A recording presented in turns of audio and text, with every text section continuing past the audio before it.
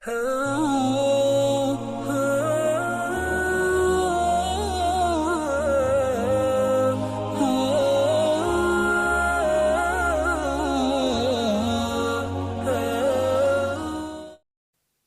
coba belajar mengambil beberapa booster atau motivasi bukan dari saya, tapi dari seseorang yang Allah rekomendasikan di dalam Al-Quran.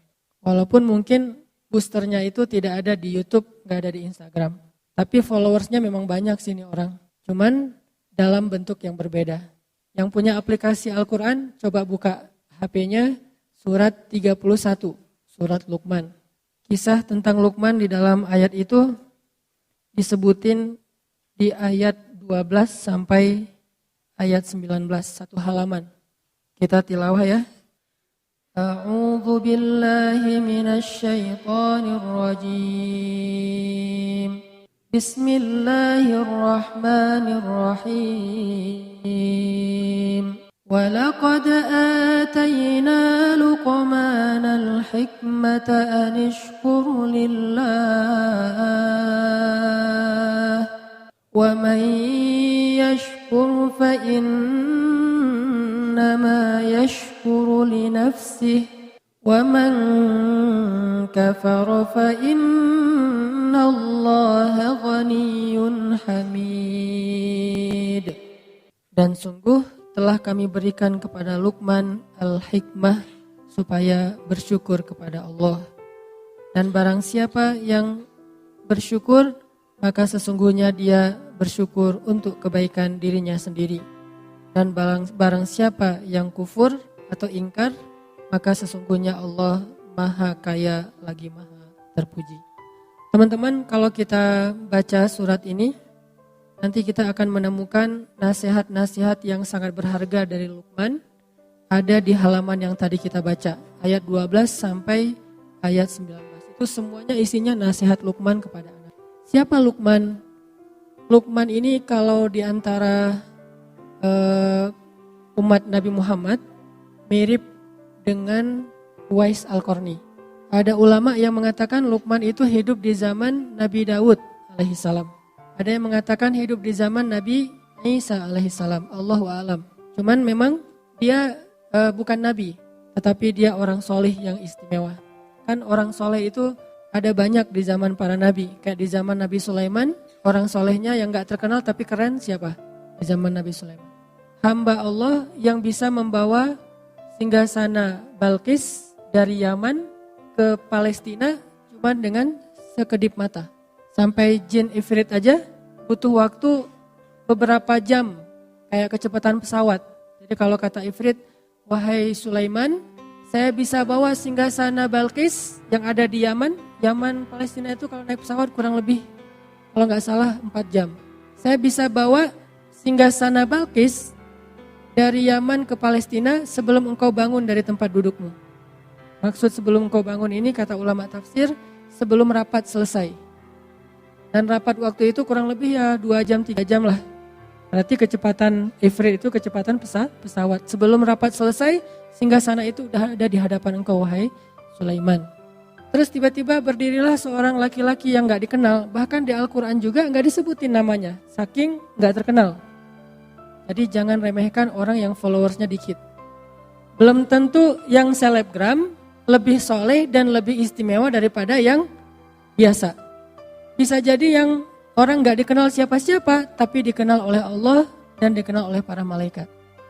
Kan yang paling penting Allah Subhanahu wa Ta'ala yang nge-like ya setiap postingan kita.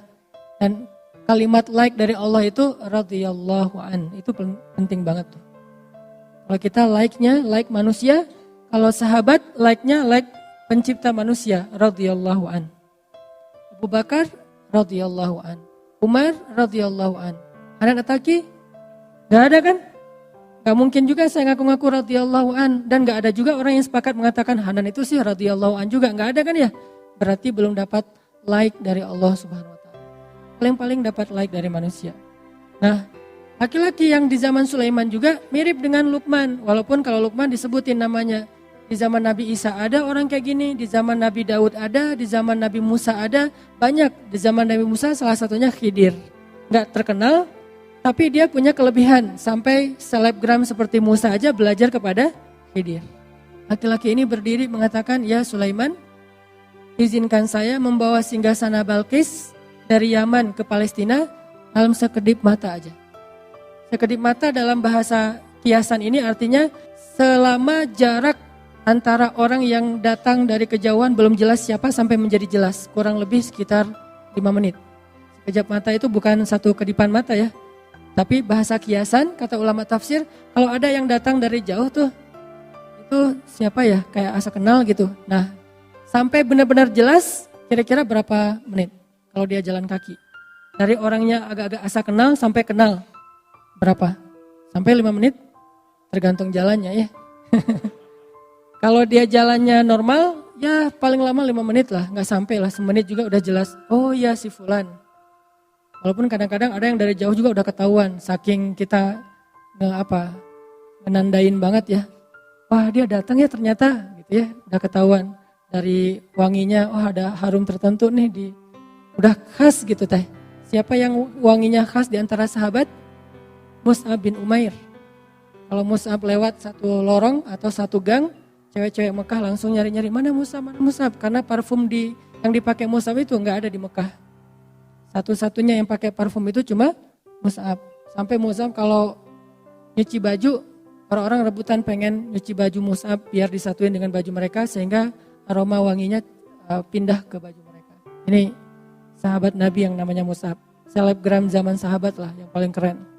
Nah laki-laki ini bilang saya bisa membawa singgasana Balkis dari Yaman ke Palestina kurang lebih 5 menit. Sehingga akhirnya Sulaiman memberi izin, tiba-tiba singgasana itu sudah ada di depan Sulaiman dengan Balkis-Balkisnya. Ini artinya ada orang yang hebat tapi nggak terkenal. Lalu Allah Subhanahu Wa Taala menyebutkan kisahnya di dalam Al-Quran. Sehingga di sini ada pelajaran apa teman-teman? Ikhlas.